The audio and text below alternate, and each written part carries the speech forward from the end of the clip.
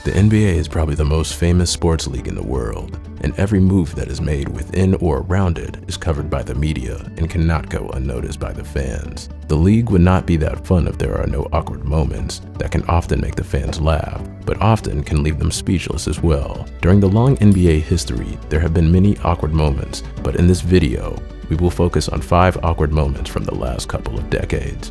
Awkward moment number 5. LA Lakers didn't have enough players to finish the game. Back in the 2013 through 2014 NBA season, the Los Angeles Lakers were struggling with Kobe Bryant being sidelined with an Achilles injury and Dwight Howard's recent departure. At the beginning of February, right before the All-Stars break, the Lakers had lost 7 straight games and entered the unanticipated road contest extremely shorthanded. With Pau Gasol, Jody Meeks, Jordan Hill, and Steve Nash all battling injury, only 8 players were suited up to play. An injury to Nick Young kept him out of the second half, and with 5 fouls before the end of the third quarter, Chris Kaman was forced to sit at the remainder of the period.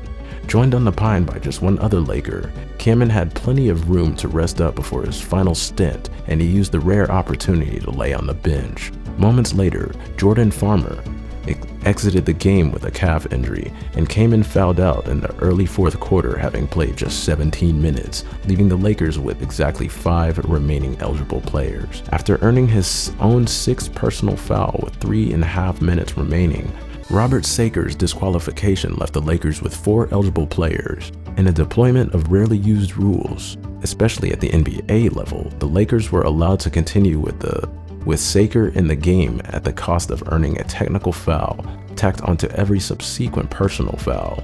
Still, the Lakers were able to come away with one of the weirdest and most memorable wins in recent Laker history, for all of the wrong reasons. Awkward moment number 4. Harrison Barnes learns he was traded mid-game. One of the weirder moments in the NBA trade history occurred when Dallas Mavericks forward Harrison Barnes learned mid-game that he was being traded to the Sacramento Kings. 6 minutes were left in a close game between the Mavs and the Hornets when news broke that Barnes was being traded. Cameras were there to capture it all, as the news had spread down from the stands to Barnes, who was on the bench at the time. It was a rare moment where we saw the business side of the NBA play out on a public stage, and to his credit, Barnes handled it remarkably well. Awkward moment number 3. Chris Paul's trade to the Lakers vetoed by the league. On December 8, 2011, the NBA Commissioner David Stern vetoed a 3-man team trade that would have sent Chris Paul to the Los Angeles Lakers. It would have paired CP3 with the Kobe Bryant in Los Angeles, but it also had a lot of other moving parts. The trade would send Pau Gasol to the Houston Rockets, and the New Orleans Hornets would have got Lamar Odom, Kevin Martin, Luis Scola, and Goran Dragic. Despite the public reaction to the decision, Stern was within his capacity to deny the trade, as the league owned by a majority stake in the Hornets. Years later, after he had stepped down as the NBA's commissioner, Stern clarified and explained his decision. "I'm going to correct your language. What cancellation? The GM was not authorized to make that trade," Stern told Brian Berger on the Sports Business Radio Roadshow. "And acting on behalf of owners, we decided to not make it. It was an owner rep. There was nothing to void. It just never got made." A few days later, Paul was traded to the LA Clippers for Eric Gordon, Alfaric Amino, Chris Kaman, and the Timberwolves, unprotected pick in the 2012.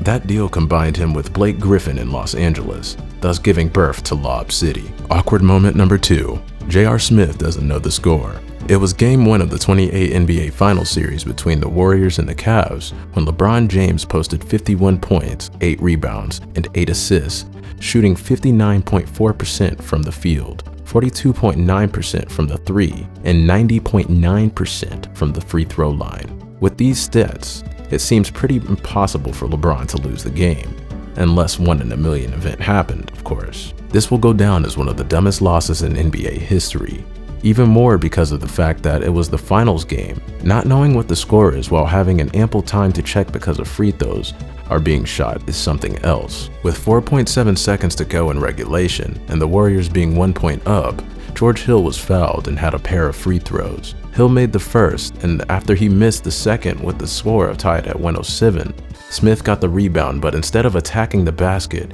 he took the ball outside and let the time expire. James couldn't believe what his teammate did, but kept his mouth shut despite being extremely upset with Smith. The Cavs went on to lose the game in overtime, and later the whole series. Rudy Gobert jokes about coronavirus, touches reporters' records, and then tests positive. When the COVID-19 virus started to spread out around the world, we were not aware that our lives would change for the next couple of years, and the NBA was about to shut down for the longest period since its establishment. At the beginning of the week, many U.S. states had yet to record a single COVID-19 case. By the end of that week, most pro leagues were paused and the illness was spread throughout the country at an out-of-control rate. Gobert became an unwitting symbol of initial struggle to see the seriousness of COVID-19. His infamous microphone incident, when he jokingly touched every reporter's recording device at the news conference just before becoming sick, led to widespread scorn.